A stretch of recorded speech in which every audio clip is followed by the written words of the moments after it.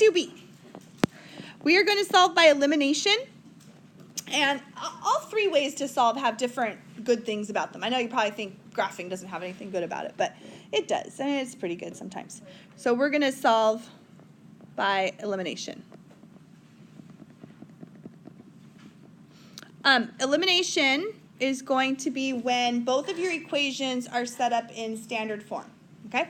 So the first thing that you need to solve by elimination is you need both equations in standard form. And I hope you remember what standard form is. Yes? No? AX plus BY equals C. So they're both going to be in that standard form. Now, the second thing you want in solving for elimination is you want one of the variables, X or Y, to be opposites. Opposite variables. Okay? So, for example, if you have a system and one of your systems has a 2x, it would be nice if the other one had a negative 2x, okay? Or if you had a system and you had a negative 7y, it would be really nice if your other one had a positive 7y. You want opposites. And the reason for that is so that when you add, you eliminate them. That's why it's called elimination. You're trying to eliminate the variable, okay? You remember doing this, Bobby, back in 3rd grade? Yeah. Okay, number 3. After you solve, then you need to go back and find both. Find both X and Y. And that'll probably be your least favorite part because you actually have to plug in and solve. It's not that fun. All right, so we're ready. I have, I don't know, like 5 or 6, 7 or 8 problems for you. Here we go. Number 1. We're going to start with 2 easy ones. I'm going to do the first one, and then you're going to do the second one. So here we go. Suppose that we have a system, 4x plus 2y equals 9, and negative 4x plus 3y equals 16. Okay, now let's talk about the system real quick while you write that down. If I were given the system and someone told me to solve this, I would not want to graph this. That would be horrible. If you were going to graph this and you look at the intercepts, can you picture them in your mind? They're terrible numbers, okay? Then they'd say, okay, solve by substitution. Well, I wouldn't like that either because all of these have coefficients. They have numbers in front of their variables. I don't want to solve for X or Y in any of them. That's really bad.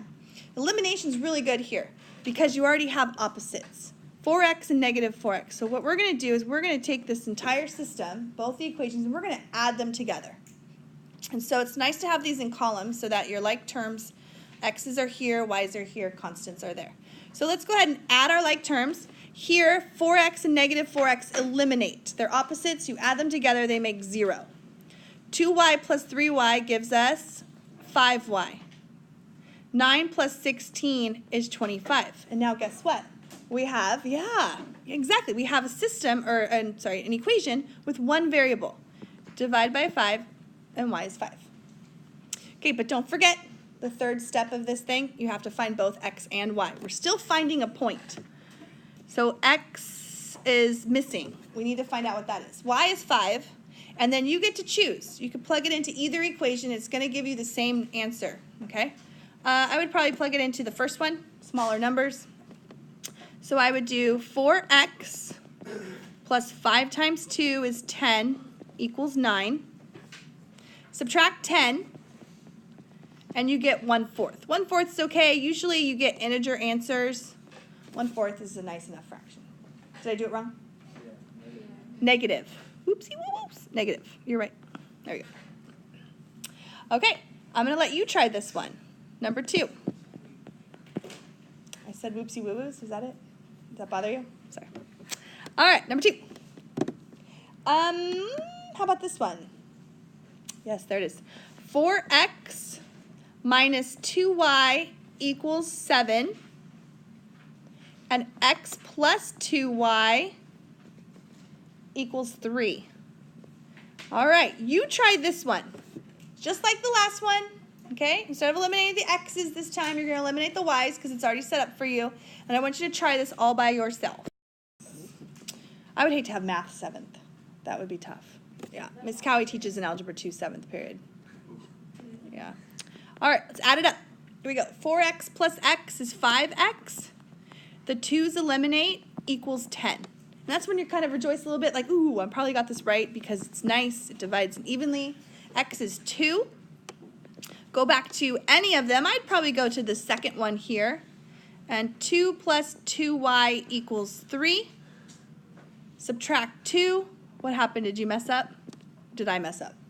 Well, I didn't add the 7 and the 3, and I just put 3, so... Oh, dang it. And then you get y is 1/2. Who got that? Who got that? Ooh, like 15 kids got that. Okay. All right, so let's try another one. Now, you're probably thinking, oh, these are so easy. Yay. They're always set up so they're opposite. No, no way. Okay, so let's do one where it's not set up as opposites. And let's see what we have to do to get them to be opposite so they eliminate. So let's say I have negative 2x plus 5y equals negative 2. And x minus 3y equals 3. Okay. You can change an equation as long as you do onto one side as you do onto the other, golden rule of algebra. You can multiply an entire equation by something, and that's fine. And I see it, yes. We are going to take this second equation, we're going to multiply everybody by 2. Both sides of the equation by 2. And I didn't just pull out 2 because I like the number 2, right? I like 2 because negative 2x and positive 2x will eliminate. I'm kind of thinking ahead. I'm doing some algebra foreshadowing. All right, negative 2x plus 5y equals negative 2. That's the first equation. Nothing has changed. The second one, though, I need to multiply by 2. So I get 2x minus 6y equals 6. Don't forget, everything gets multiplied there. And now I have this new system, but it's really the same as the last one. I didn't change anything. Okay, so now I'm going to add these. Negative 2x and 2x eliminate. 5y plus negative 6y is negative y equals 4. So y is negative 4. Did I do that right? Did you check my work? Yeah, I'm okay? All right, so y is negative 4. And then let's go back and plug it in. And you know what? You have options here. You can plug it into any of these that you see. It doesn't matter. I like to choose the one with the easiest numbers in it. I think that this one before you multiplied it by 2 is the easiest. So let's do x plus 12. Negative 4 times negative 3 is 12 equals 3. So x would be negative 9. Okay? So that's an equation. Here's a line. Here's another line. And they intersect at negative 9, negative 4. All right, so what happens now? Let's go to number 4. We have 2 more of these. I'll do the next one, and then I'm going to have you do the last one. What happens when you have to multiply both equations by a number? So let me show you what that looks like. Suppose that we have 2x plus 7y equals 4, and 3x plus 5y is negative 5. Okay, I can't just do what I did in the last one and multiply one of the equations by something and they're going to be opposites. I'm going to have to multiply both equations. And it's really up to you. There's more than one way to do this, which is kind of fun. That's what I would choose too. So I would probably choose the smaller numbers. And I would try to eliminate the x's here by multiplying the first row by 3 and the second row by negative 2. Because that's going to give me 6x, and this will give me negative 6x, and they'll eliminate. Okay? So, and sometimes that's the hardest part, is figuring out what am I going to multiply by. But if you look ahead and you say, how am I going to get rid of these? I need them to be opposite. Well, 6 is their least common multiple. That's the number that they both go into. That would be the easiest way to do it. All right, so we get 6x plus 21y equals 12. Don't forget to multiply everything by 3 in that row. Then multiply everything by negative 2. So negative 6x minus 10y equals positive 10. Did I do that wrong? No. Man, I'm really second guessing myself today. Like my math skills, like my multiplication skills. All right, so these are gone. And we get 21y minus 10y is what? 11y equals 22. That's where I'm like, cool, I think I did it right. Yeah. All right, so y equals 2. Okay, go back, plug it in. Plug in, there's 4 equations to choose from. No matter what you plug in, if you do it correctly, you will get the same X answer that you should get. So I would probably go back to the very tippy top original, this one, before I multiplied by 3. And I would do 2x plus 7 times 2 is 14 equals 4. I know some of you guys can do that in your head now, huh? You're getting that good at math? Subtract 14 over to the other side, divide by 2. So there it is. All right, it's your turn. Your turn to do one. Are you ready? Yes, we are. Awesome. Okay, number 5. Last one. 3x plus 7y. Oh, I mean, not the last one. I have something else to talk about. Equals 15. And then 5x plus 2y equals negative 4. Okay, I'm going to let you try this one. So I would probably take this and multiply by 5 and negative 3. Anyone do it that way? Yeah? Okay, so I'd get 15x plus 35y equals 75. And then negative 15x minus 6y equals 12. All right, add those up, and you get 29y equals 87. And then you might have been a little scared. You're like, oh no, what did I do wrong? But then you got your calculator out, and you divided, and you got y equals 3. And you were like, phew, that was a close one. All right, so y equals 3. I'm going to go back and plug it in. I'll probably plug it into, I don't know, the first one? Second one? Second one. Yeah, let's do the second one up here. So we'll go 5x plus 6 equals negative 4. Subtract 6. Divide by 5. X is negative 2. Yay, these are fun. Okay, the last thing we're going to talk about is, you know, the first day when we talked about solving these by graphing, there were 3 things that could happen.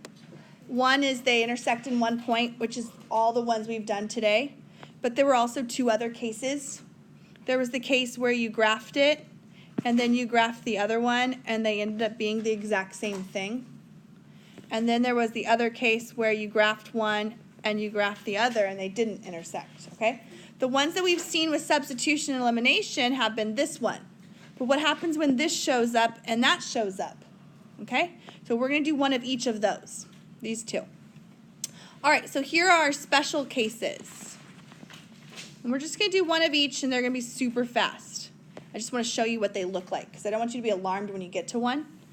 All right, suppose you have a system, 4x minus 6y equals 6, and negative 4x plus 6y equals 10. Okay, and they look normal.